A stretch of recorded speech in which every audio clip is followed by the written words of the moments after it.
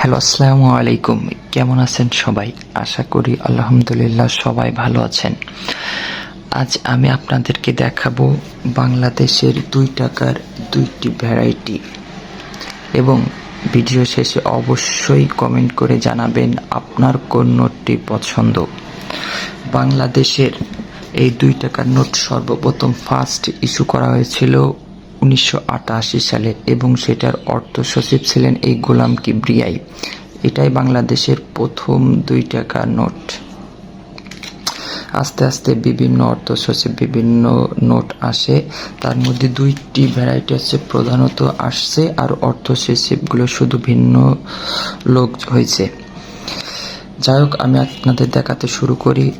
প্রথম 2 টাকার যে নোটটি আছে, এই যে ফ্রন্ট সাইডে আছে শান্তির প্রতীক, ভাষা আন্দোলন, শহীদ মিনার, ফুল গাছ, কিছু অক্ষর আছে। ব্যাক সাইডে আছে জাতীয় পাখি দোয়েল, শান্তির প্রতীক। আর আরেকটা যে ভ্যারাইটি আছে সেটাতে আছে বঙ্গবন্ধুর পোর্ট্রেট, জাতীয় স্মৃতিসৌধ, শান্তির প্রতীক।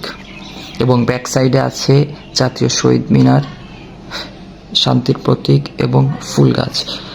আমার ব্যক্তিগতভাবে সত্যি কথা বলতে এই নোটটি পছন্দ, বরাবরই বলে আসছি। এই দোয়েল পাখি দেখলে আমার চোখে শান্তি জুড়িয়ে যায়, মনে শান্তি জুড়িয়ে যায়, বারবার মন চায় দেখতে। খুবই পছন্দ 2টি নোট। এর পরবর্তী ভিডিওতে কিন্তু আমি বাংলাদেশের A to Z যতগুলো 2 টাকার নোট বের হয়েছে, অর্থ সচিব, সিনিয়র অর্থ সচিব, সব নোটগুলোই দেখাবো।